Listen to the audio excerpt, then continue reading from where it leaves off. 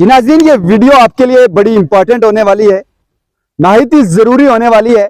जो लोग गांव में बैठे हैं या वो लोग जिन्हें ये पता नहीं है कि स्टेट लैंड क्या है, ये घास चराई क्या है या दूसरी जमीनें क्या हैं। आज हमारे साथ एडवोकेट जफर चौधरी साहब जुड़ चुके हैं और हम उनसे जानना चाहेंगे कि आखिर ये स्टेट लैंड है क्या है। जफर साहब, आपका हमारे इस प्रोग्राम में खैर मकदम। शुक्रिया, बहुत बहुत अच्छा साहब आप आए। ये हम लोगों की जानकारी के लिए भी आपसे पूछना चाहेंगे और हम भी समझना चाहेंगे कि आखिर स्टेट लैंड है क्या है। देखिए जी, 2000 में जब नेशनल कॉन्फ्रेंस की सरकार थी तो इन्होंने जो बिजली के प्रोजेक्ट थे, या जम्मू कश्मीर में बहुत से बिजली के प्रोजेक्ट लगे हुए थे, तो उन प्रोजेक्ट को कंप्लीट करने के लिए फंड्स की जरूरत थी। तो पूरी कैबिनेट ने ये सजेशन किया कि आओ जो स्टेट लैंड्स पर लोग कब्जा है, जिनका भी जो काश्त कर रहे हैं, हम उन्हें हकूक दें, मालिकाना हकूक दें और उसके एवज में वो कुछ वहाँ पे टैक्सेस पे करें और उनको मालिकाना हक दिया जाएगा। ऐसे स्टेट लैंड, और इसी से रोशनी एक्ट भी मुनस्सिल है इससे।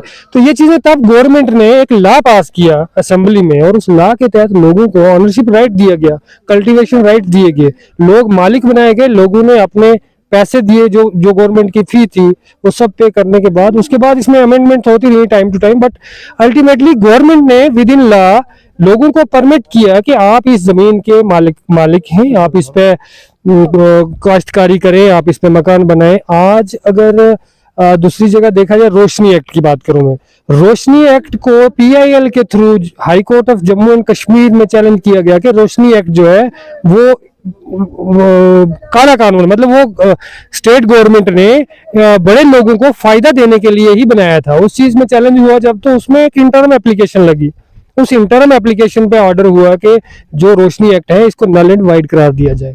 बट सेम कब ये पहले ये 2020 की बात है, 2020 की बात है, और उसी इंटरम एप्लीकेशन के ऑर्डर को सुप्रीम कोर्ट में भी चैलेंज किया गया। नहीं, रोशनी एक्ट के तहत जो जमीनें हैं वो अभी किन लोगों के पास हैं? वो मैक्सिमम उन लोगों के पास हैं जो पहले उस समय जिनके पास अपनी मालिक जमीन नहीं थी, जिनके पास मालिकाना जमीन नहीं थी, उन लोगों को अलाट हुई।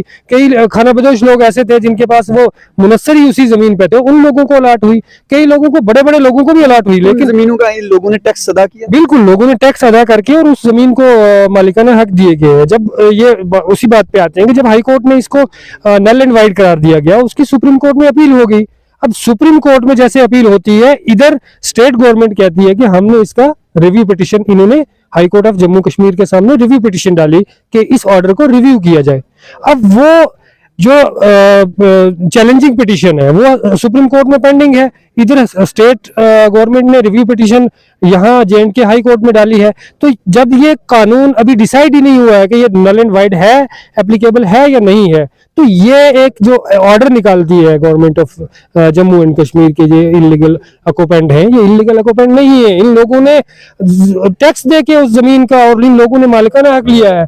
तो ये कानून जो बीच में लाया गया है ये टोटली इलीगल है, लोगों को डराने धमकाने वाला है, लोग बेबस लोगों को यहाँ पे घर से बेघर करने वाला कानून है। माहिर कानून एडवोकेट जफर साहब तफसीली बता रहे हैं। और बड़ी बात, ये बहुत से लोगों की समझ में ये बात नहीं होगी कि स्टेट लैंड है जो वो सरकार की जमीन है और सरकार का उस पर अधिकार है। लेकिन बात जो जफर साहब बोल रहे हैं कि ये स्टेट लैंड जब सरकार की किसी टाइम में हुआ करती थी, लेकिन इन लोगों ने उसका टैक्स है जो वो अदा किया और उसके बाद उस पर मालिकाना हकूक है जो सरकार ने दिए। जफर साहब, लास्ट बार आखिरी कमेंट, आप अवाम को, सरकार को क्या कहना चाहते हैं? सरकार को यह कहना चाहते हैं कि इन गरीब लोगों को खुदाराना इन लोगों को टॉर्चर किया जाए।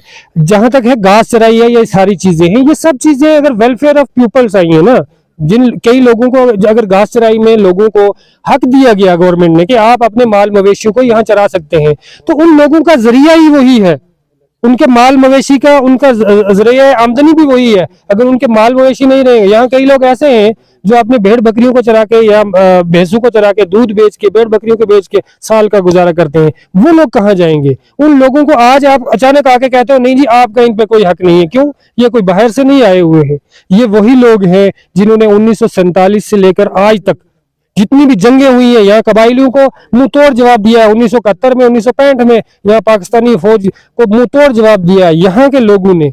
किस लिए? कि ये हिंदुस्तान हमारा है, ये जमीनें हमारी हैं। आज आप आके यहाँ पूछते हो, उस वक्त लोगों ने स्टेट लैंड पे मतलब पैसा दे के ये स्टेट लैंड है जो उस पर हकूक हासिल कर लिए, आज नेक्स्ट जनरेशन पे एक बार ये सरकार फिर उनसे टैक्स वसूल करने के लिए ऐसा कदम उठा रही है? नहीं, ये तो सरकार की मंशा गलत दिख रही है ना, ये फिर टॉर्चर कर रहे हैं। ये उस चीज को, एक बात बताएं, जब एक गवर्नमेंट ने ऑर्डर आपको अलर्ट कर दिया, आपने उस पर टैक्सेस पे किए, अब दोबारा उस चीज का किस लिए चार्जेस होगा? जब आपने एक प्रोडक्ट खरीदा, जी गवर्नमेंट ने कोई प्रोडक्ट पेश किया, तो अब आपने वो पैसे दे दिए, अब गवर्नमेंट उठती है 5 साल के बाद कहती है नहीं जी ऐसे इसकी वैल्यू तब कम थी अब ज्यादा है, अब आपको ज्यादा देना पड़ेगा। अच्छा, ये डंडे के जोर पे, डंडे के जोर पे। बहुत बहुत शुक्रिया। ये थे एडवोकेट जफर चौधरी साहब, जिन्होंने साफ तौर पे हमें बताया कि स्टेट लैंड क्या है, घास चराई क्या है, और वो उनका एक बड़ा इल्जाम है कि ये सरकार है जो, जिन लोगों ने एक बार जमीन तो उसका पैसा दे के जमीन खरीद लिया है, ये दोबारा उन पे जुल्म करने के लिए, उनसे दोबारा पैसा हासिल करने के लिए ऐसा कानून जो है वो नाफिज कर रही है। जी नाज़रीन, आप बने रहिए हमारे साथ, हम किसी और वीडियो के साथ आपके सामने रूबरू होंगे। तब तक के लिए अपने मेजबान एजाज कोहली को इजाजत दीजिए। अल्लाह हाफिज।